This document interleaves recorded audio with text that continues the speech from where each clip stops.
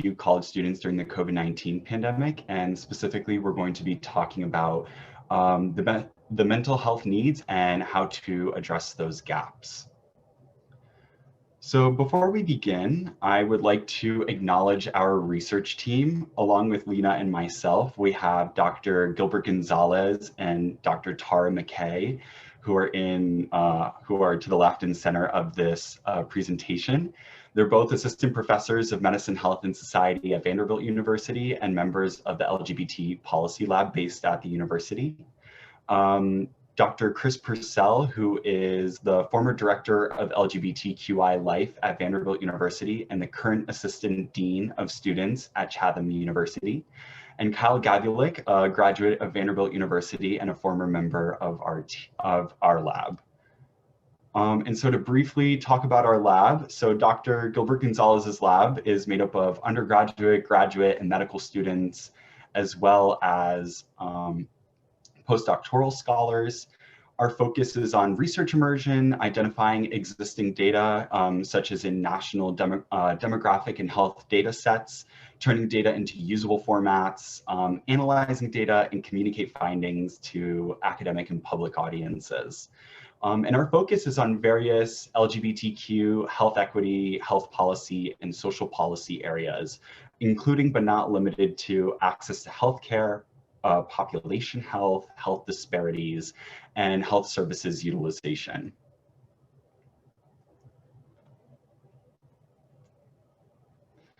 So to talk a little bit about the COVID-19 pandemic, as we've all experienced, it's made a tremendous impact on the lives of many around the world. It's required us to make transitions in our lifestyles and daily activities to slow down the spread of this virus and to work to keep our communities safe. And in these transitions, it's included us interacting less with people outside of our households, going out for only essential purposes, and also requiring us, some of us, to work from home and transition to using more virtual platforms. And this has also changed the way we access healthcare, and specifically mental health care.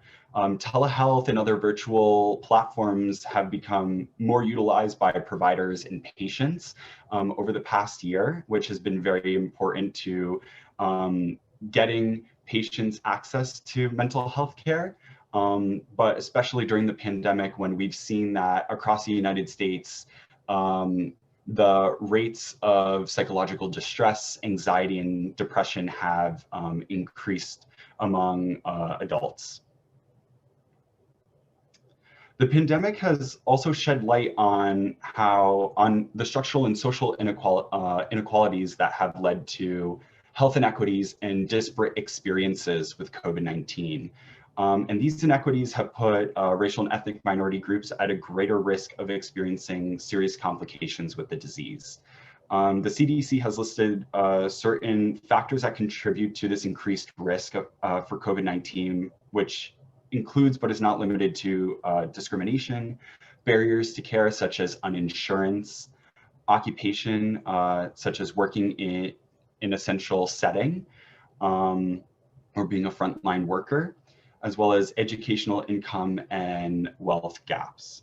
And this has led to an increase in cases and deaths in racial and ethnic minority communities around the US. So for example, last summer, this was data that was taken by the COVID Tracking Project, and it was found that 74 per 100,000 Black or African American adults in the US have died of COVID as of July 30th, 2020, which is a very big difference in comparison to their non-Hispanic white counterparts.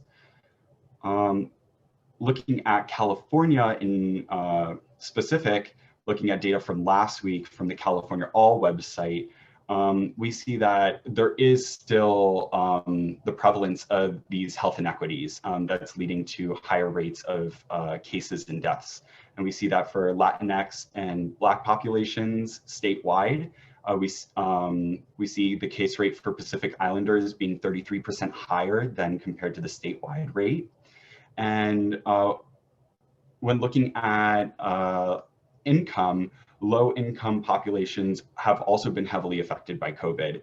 And we see that with the case rate for households with a median income below $40,000 a year, and that case rate being 37% higher than the statewide rate in California. So when thinking about these disparities, we also need to think about how LGBTQ communities have disparate experiences with COVID-19. So to provide you a perspective on the LGBTQ population in the US, there's approximately 8 to 10 million LGBTQ adults, which is about 3% of the population in the United States. LGBTQ people are at a greater risk for severe COVID-19 illness. And this could be due to certain health conditions and comorbidities, behaviors such as tobacco use, and certain barriers to care. As I've talked about, uninsurance is a barrier to care, as well as being low income and not being able to access more expensive medical treatment for COVID-19 illness.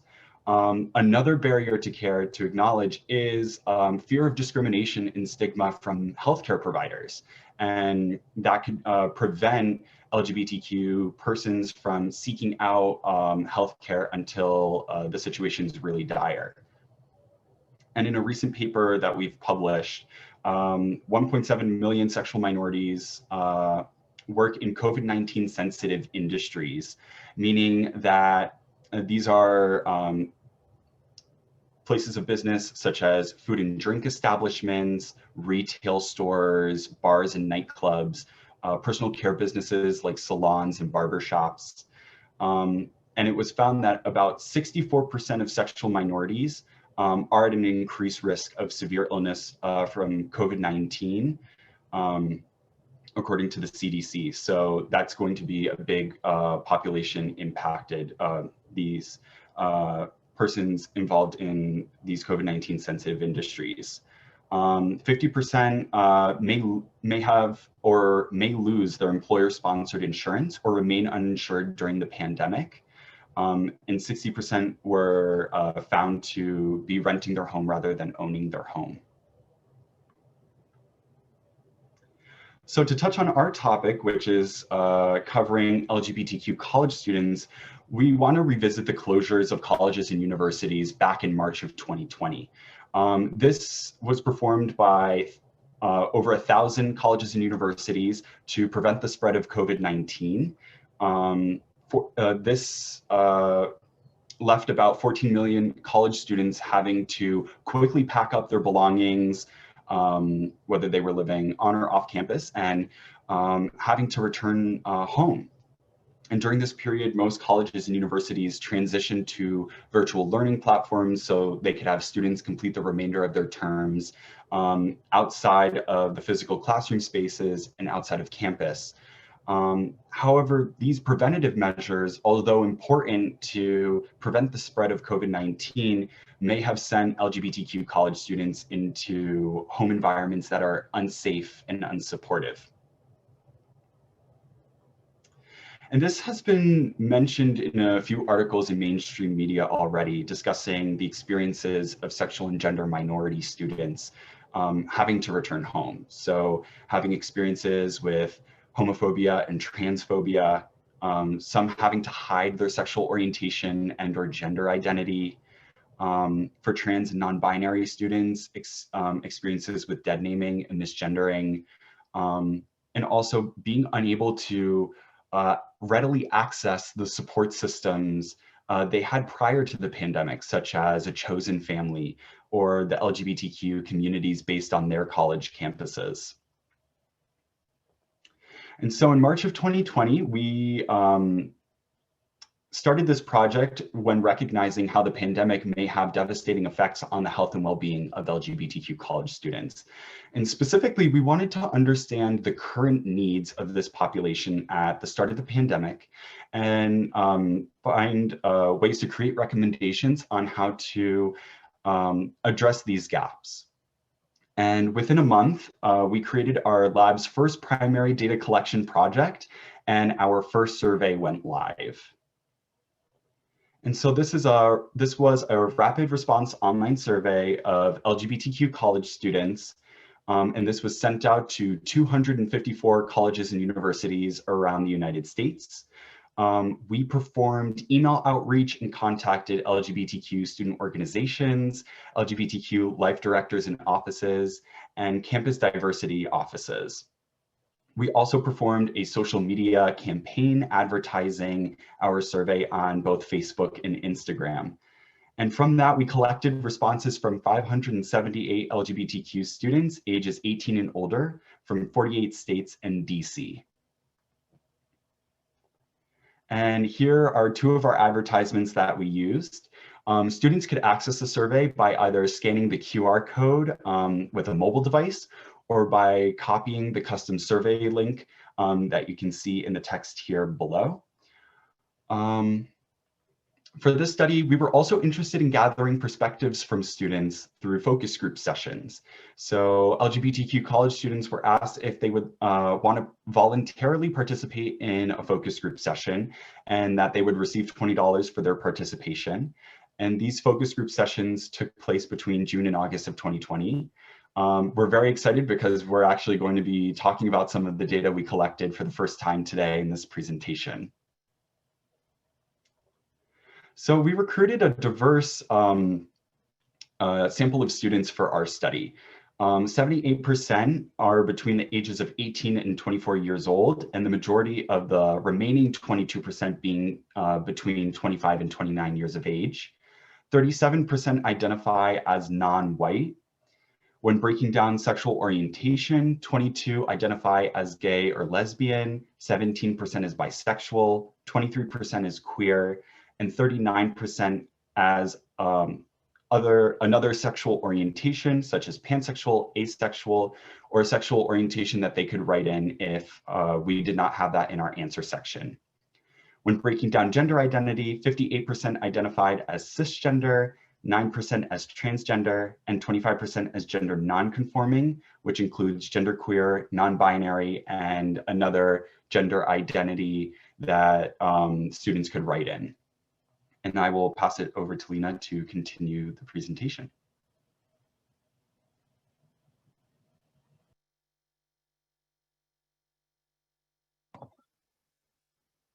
All right, so I'm going to get into some of our results. Ooh.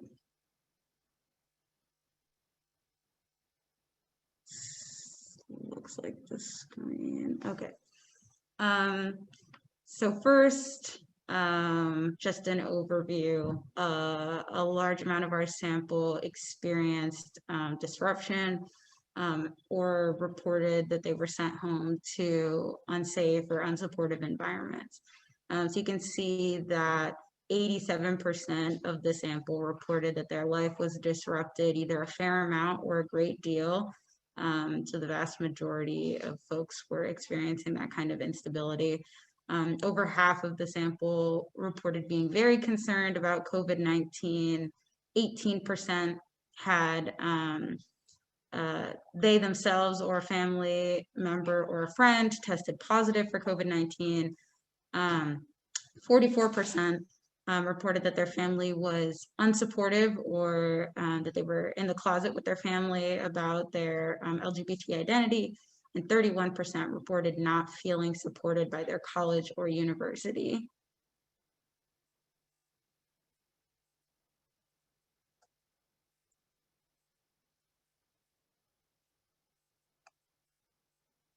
Oops, sorry, having trouble getting the next slide.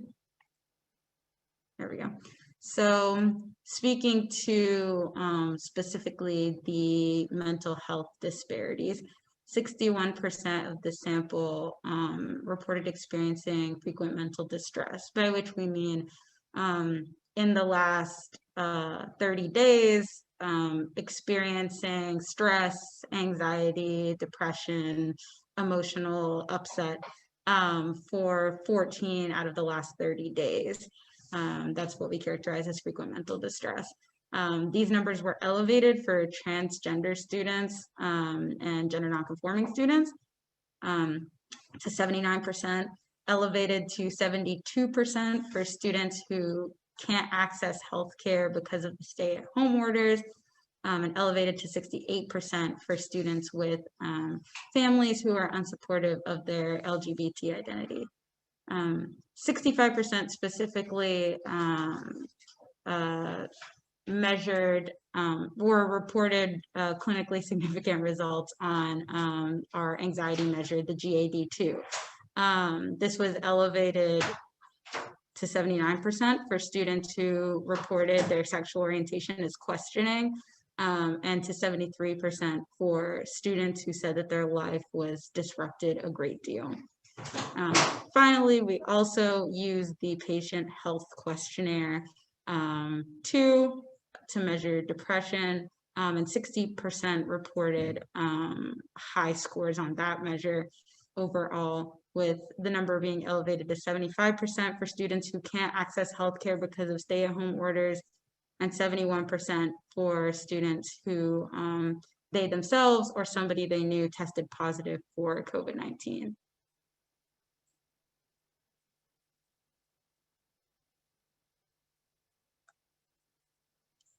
So we did want to make this comparison. There was a study last year that used a very large sample of students at large public colleges in California, and they found kind of similarly elevated prevalence among the LGBT community to what we found in our sample. As you can see, for major depressive disorder, they found 65% and 63% prevalence among the non-binary and trans populations, respectively, and 72% and 67% prevalence for generalized anxiety disorder, again, for non-binary and transgender students, respectively, which is significantly elevated in comparison to the cis men and cis women groups. Similarly, there were somewhat elevated rates of depression and anxiety among the sexual minority populations, gay or lesbian, bisexual, queer, questioning, asexual, and pansexual groups. So just for a very visual comparison, serious psychological distress among all adults, we can definitely see increased during the pandemic. The citations for these numbers are, the sources for these numbers are at the bottom. And at the same time, we can see that there was a really drastic increase, specifically for LGBTQ college students who already had elevated rates of mental distress prior to the pandemic, but now a majority of LGBTQ college students were reporting frequent mental distress. 14 days out of the last month, they felt significant psychological distress.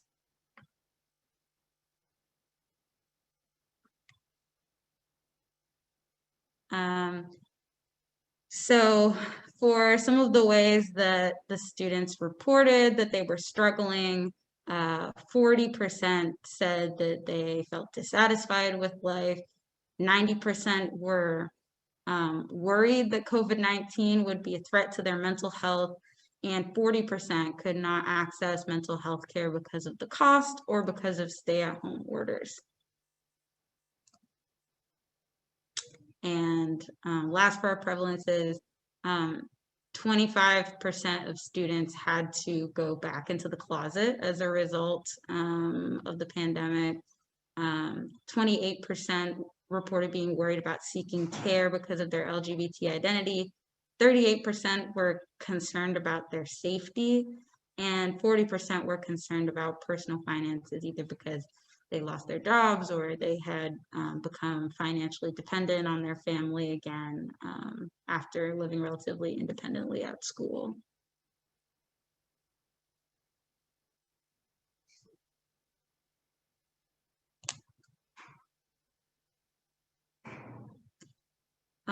So I wanted to also share a bit of information about the free responses.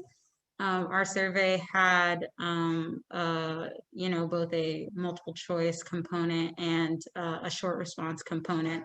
So we asked towards the end of the survey a few questions about how the folks were faring.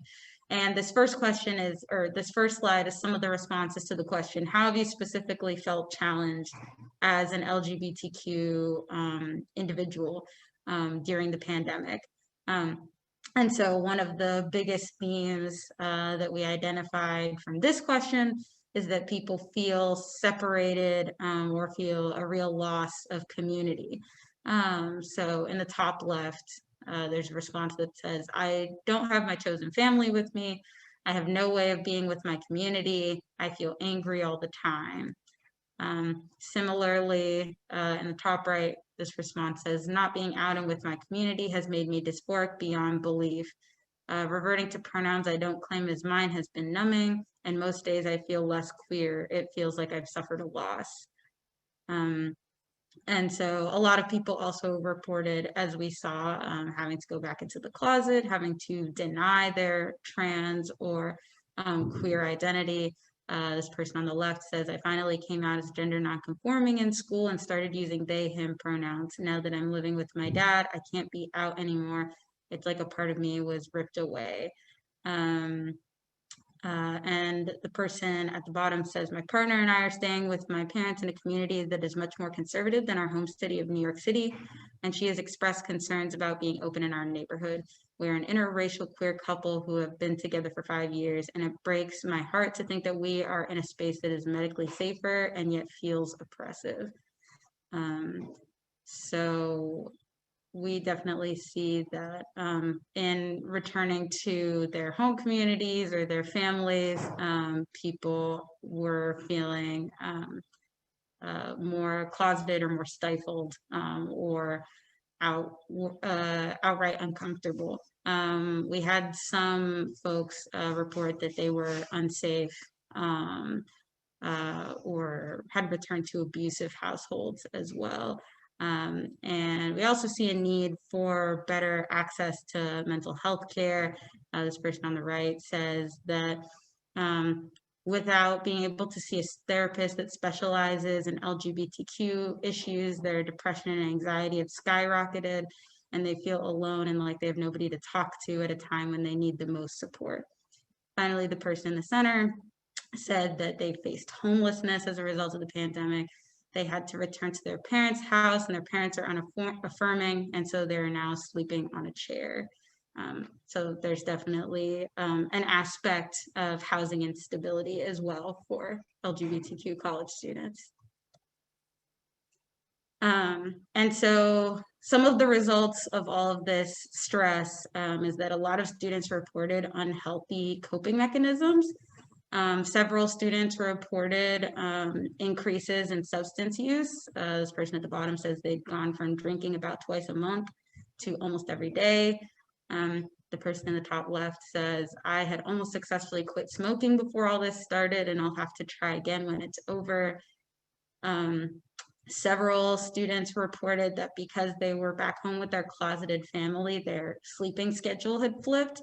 And so they would sleep all day and be awake all night so that they didn't have to spend time with their unsupportive or, their unsupportive family. This person says, I stay awake at night and sleep during the day, except I still can't sleep. I rarely eat food because that means leaving my room and interacting with my family. And also in the vein of eating problems, the person on the right said that it's hard for them to focus or be productive when I just want to binge on video games or food to blot out the stress. So definitely some students were reporting difficulty finding healthy coping mechanisms in response to the stress that they were facing. So the other thing that we wanted to call out was that Emilio and I actually ran focus groups a couple of months after the initial questionnaire. And so these focus groups happened in about June and July last summer. And so some of the responses that we got were a good way to see a couple months separated from the initial closures and being sent home, how people were feeling with a little bit more distance. And so there were still people reporting that they were feeling really anxious and distressed. This person said that they've had more panic attacks in the last few months that they had had in the last 5 years. One of the people on the right said that they ran their trans and gender nonconforming support group at their school. They tried to move it on Zoom, but because so many people were closeted at home, they didn't feel comfortable getting on video chats. And so it was a struggle, and the group kind of like fell apart as a result. And both of the people on the bottom report that their universities are not providing sufficient accessible mental health care for LGBTQ students. The person on the left says, "I don't think we have a robust mental health care system at my university, at least. It's not approachable, it's not accessible, specifically for LGBT kids and people of color or people who identify as both. There's stigma that lies in both of these communities about receiving mental health support, and there really aren't tailored support groups. A lot of the mental health care that kids do receive in the community is from each other. So people are acting as informal therapists, which is not good for either person in the scenario." And similarly, the person on the right said, "Some colleges are trying to reach out to students, especially LGBTQ students, but others like mine hasn't made a single phone call, so I'm not sure what resources they have." So students are struggling, and their universities, by these conversations that we had in the focus groups, a lot of people were feeling that their universities weren't offering sufficient resources, or if they were, they weren't communicating them very well. And so for the last kind of qualitative slide, if I can get the next page up.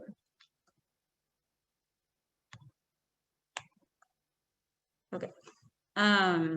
More folks kind of reported increased substance use, but a lot of people reported that they were trying to kind of pull back on that now that it was later in the pandemic and they kind of noticed that it was happening. This person in the top left says, "I've definitely been drinking more, like 100%. That's not just a complete shift in habits, it's more just like an augmentation. But recently my roommate and I decided to limit ourselves to 3 nights a week, so that's been a big step." Similarly, the person on the right says that their alcohol use increased because previously using alcohol was more of a weekend thing for them. But since every day feels like the weekend, they felt like it was a lot easier to just drink every day at the end of the day. A person in the bottom left said that after a couple of months, they had been drinking way more than they liked, and they didn't know how to handle it because they'd never been so isolated before. But they started to reach out to people, make online friends, talk to their existing friends virtually, and that helped them get back into kind of a healthy mindset.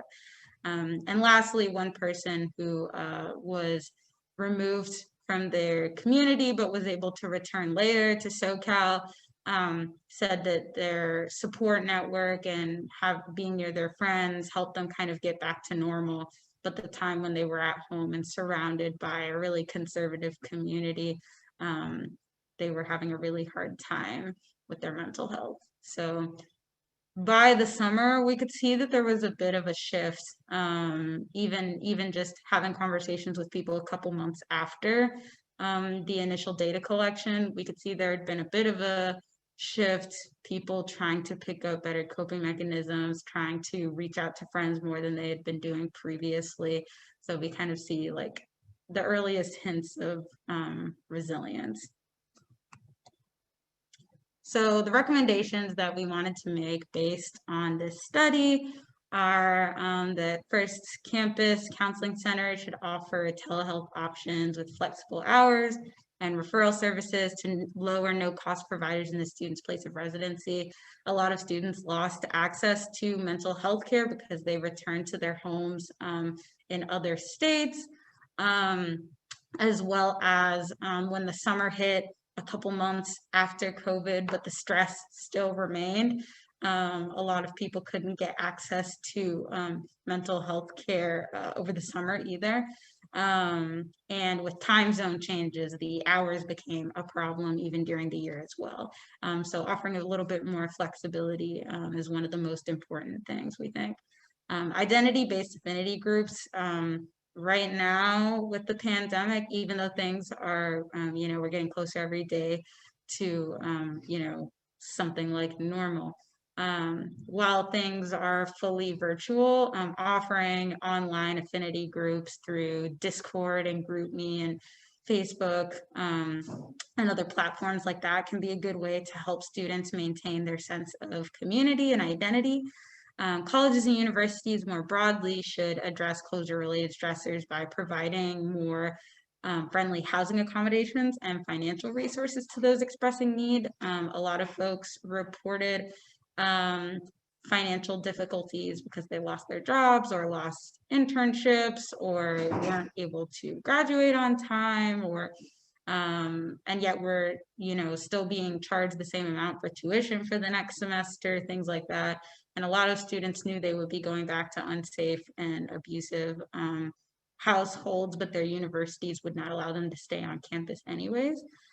So a little bit more flexibility to students financially, and as far as like housing accommodations, I think would go a long way to making sure that LGBTQ college students are safe, not just in emergency situations like a pandemic, but students have to go home at least once a year, if not more often, for winter break and for summer break. And they definitely deserve a friendly year in their university as far as housing accommodations. Finally, healthcare providers should be mindful of the mental health needs of LGBT college students who may have returned home to unsafe or unaccepting environments. As we saw, there were elevated rates for the community, and in particular, for trans folks and folks who are closeted. And these experiences are specific to their LGBT identities.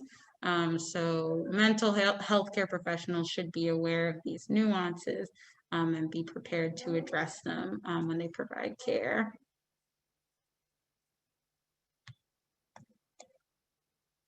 So as far as the next steps, we are currently in our follow-up study, actually. We're currently in the second wave of data collection, trying to see essentially how LGBTQ college students are faring 1 year after the start of the pandemic. And we could talk more about that if people have any questions. But yeah, we're trying to collect data from much of the same folks from our original sample so that we can do some longitudinal analysis and see if there have been any changes. We're particularly interested in what lessons of resilience we can learn from this, because yes, pandemics unfortunately are not new for our community. With the HIV/AIDS epidemic, we've learned a lot about supporting each other, even in the wake of not as much support, external support for our community as we would like.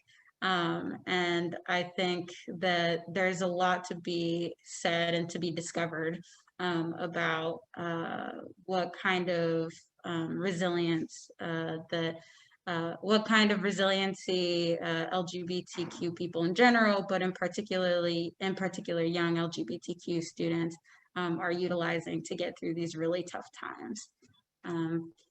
So the other thing we wanted to mention is that kind of the quick initial results from our study are available in the Journal of Adolescent Health since last fall. So if you want to read that, feel free.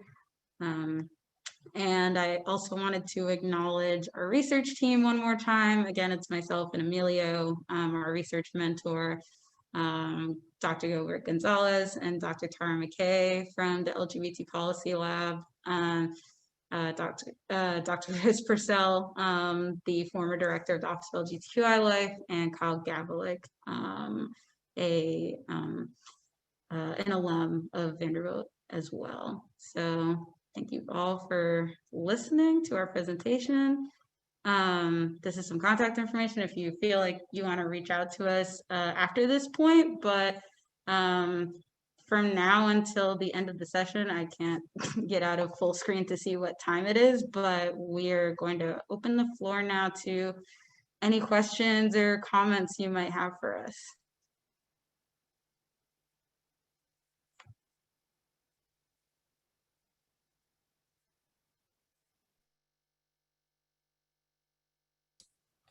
Hi, this is Araceli Calderon from Riverside City College. I was wondering if you could share with us the findings again so I could read it, find it to read. Yes. Maybe put it in the chat. Here, I could pull up this slide. Thank you so much. And yes, of course. And this information, like Lena said, is also available in our study that was just published in the Journal for Adolescent Health. Okay. And I could try to pull up the link to that study and Yes. drop it in the chat. Thank you so much. Of course.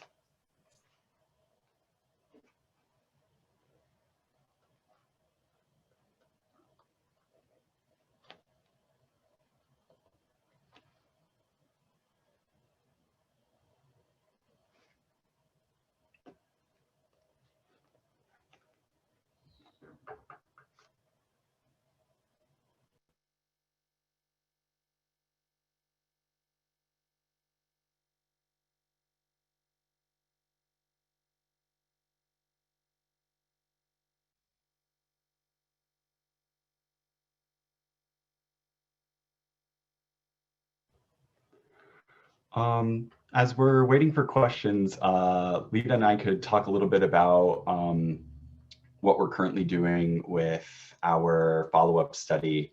So as Lena mentioned, we are running another survey to gather more perspectives from our original cohort of LGBTQ college students who responded to our first survey, and just wanting to learn about the changes in needs and how we can continue to address current gaps that are still persisting. We also recently conducted a small data project using quantitative data from our survey to better understand the food security and those needs for LGBTQ college students during the pandemic, and better understanding how colleges and universities can provide better resources to students so that they can lower food insecurity on their campuses. It looks like there are a few questions in the chat. So I'll bring up this one. Jennifer Taylor asked, when you recommend affinity groups, do you mean campus clubs or something more cohort-based like Umoja? So thinking about affinity groups, I think our context for it is coming as Vanderbilt University students. Our Office of LGBTQI Lives offers affinity groups that are specific to different identities. So for example, some of the ones that I'm involved with are Blackout, which is specifically for Black LGBTQ plus students who exist at that intersection. And so we can discuss those particular experiences. There's Willow, the group for queer women, lesbians, and women aligned folks. So just kind of like specific identity focus groups where people can share space with other folks who share those similar identities, because a lot of people were talking about, at least in the qualitative responses, kind of this loss of identity salience, feeling less queer or feeling less trans, as well as just not having that like general support from their friends. And so affinity groups that are centered around their specific identities both provide that sense of community and support, as well as a space to explore their identities in greater depth, which might help with that kind of identity salience problem. So yeah, that was what we were thinking by affinity groups. Yes, I do love Blackout. I also saw that Janet asked whether there was any move towards adding undocumented LGBTQ students to studies. Emilio, do you have anything to add on that?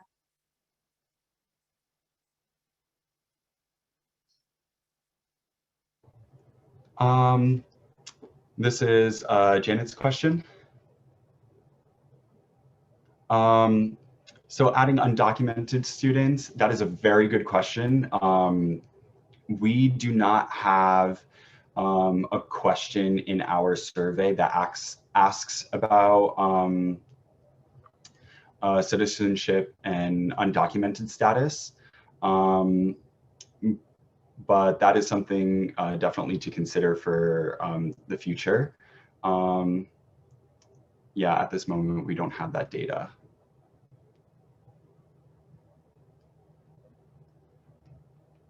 I'm just quickly trying to pull up the link for our study right now. No problem. I think that somebody actually was able to find it and sent it in the chat. Perfect. Thank you, Carrie.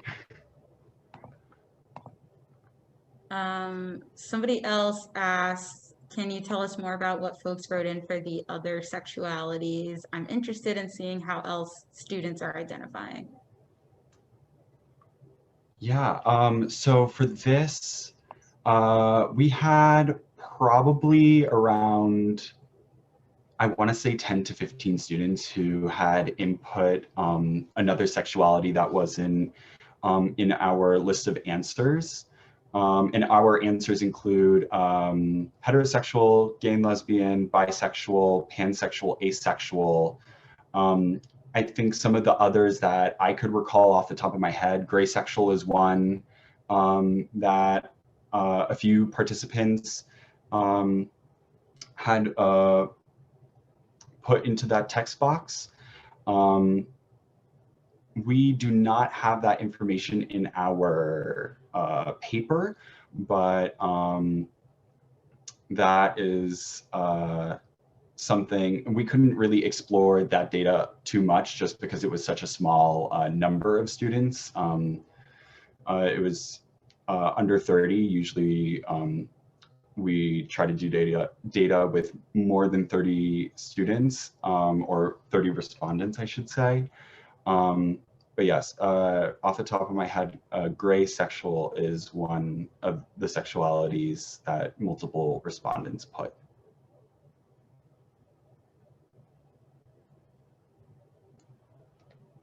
I see, oh, sorry, go ahead.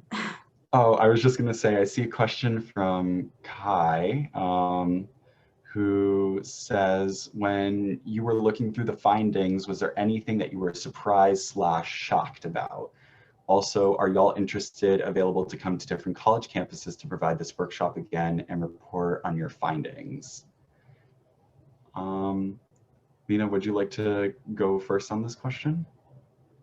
Sure. I mean, I think that the findings are not terribly surprising overall.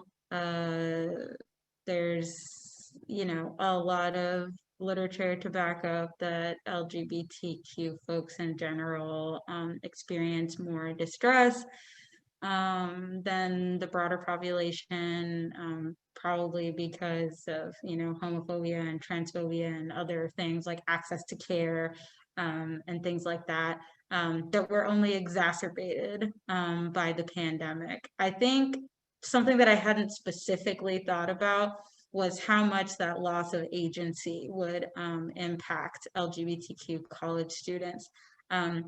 I myself, as a trans person who had to return home to my parents' home, experienced that kind of loss of agency, of not being able to present in the same, you know, as queer as I would at school, or as trans as I would at school. And it was affirming, but also sad to see how many people kind of reported similar experiences as we were doing the study, how many people had to go back into the closet and felt so much distress as a result. As far as going to other college campuses to give this workshop again, myself and Gilbert, our research mentor, have been giving this presentation at a virtually at a few different colleges since last fall. So I'm happy to, you could definitely reach out to me or Emilio, and we or Gilbert could come by and give this presentation at other colleges. We're definitely happy to. But Amelia, if you had something you wanted to say about findings that surprised you too. Yeah, no, I'm in agreement. Unfortunately, I was not surprised or shocked by the findings that we received both from the survey and from the focus group sessions. I think, like Lena, how you were talking about this, even on our campus, we were having discussions about this very early in the pandemic, especially when it came to returning home into these unaffirming environments, and to see that this was a very common, ubiquitous experience. It's really hard to see, but I am very happy we got this data out there. We got this project out there, and we're going to continue hopefully publishing more data on this as we continue to do work with the study. And yes, please email us, invite us. We could do this virtually. I don't know about going in person since I graduated. I won't be able to present these findings, but yeah, I don't know whether the institution will allow in-person presentations just yet.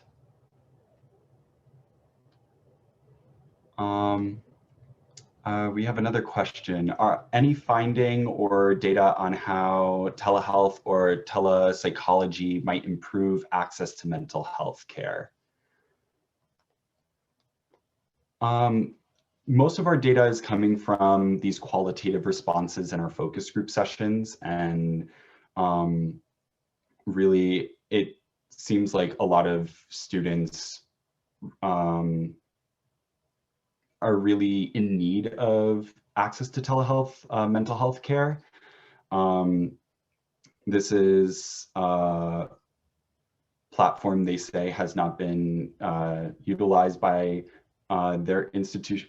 Many of them have said that their institution might not be utilizing this resource, and having this resource available to students both during the academic year and during breaks would definitely allow students to know that that's a resource available to them, and may even improve their access to mental health care.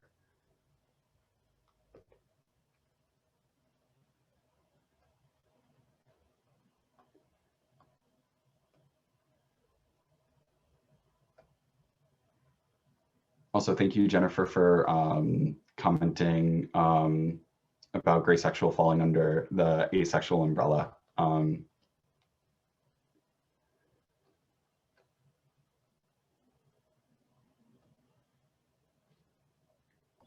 I guess there was one comment from Ben saying that, I can't see Ben's pronouns, but saying that they were interested to know if the 38% felt concerned about their safety from others or safety from themselves, self-harm or suicide, or does the 38% encompass all safety concerns?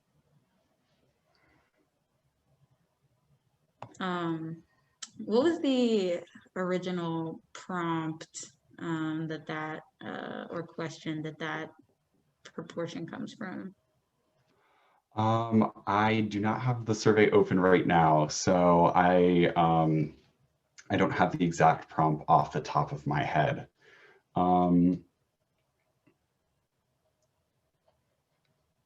Yeah, I don't remember exactly either, but I don't think we parsed out self-harm safety concerns from other safety concerns. So there definitely could have been a portion of those folks who were worried in that sense. Knowing that we're just about to reach time for our Q&A session, Ben and any other participants who have questions that we haven't addressed yet in this Q&A, please feel free to contact Lena or I. We'd be happy to answer any of your questions that we've talked about today and maybe didn't have the data on hand, or the questions that we haven't gotten to. And so with that, really thank you so much, everyone, for coming and joining us today on our talk about the mental health needs of LGBTQ college students during the pandemic. Thank you, Emilio, Lena. We appreciate the knowledge our presenters have shared and the time they have given us to the CCC LGBTQ+ Summit today. As a reminder, session recordings will be posted in the app within 2 weeks after the conference, and the chat information will also be included. We ask that you complete the session survey listed at the bottom of the session in the conference app at this time. Thank you for attending the session and enjoy the rest of your day. Thank you, everyone.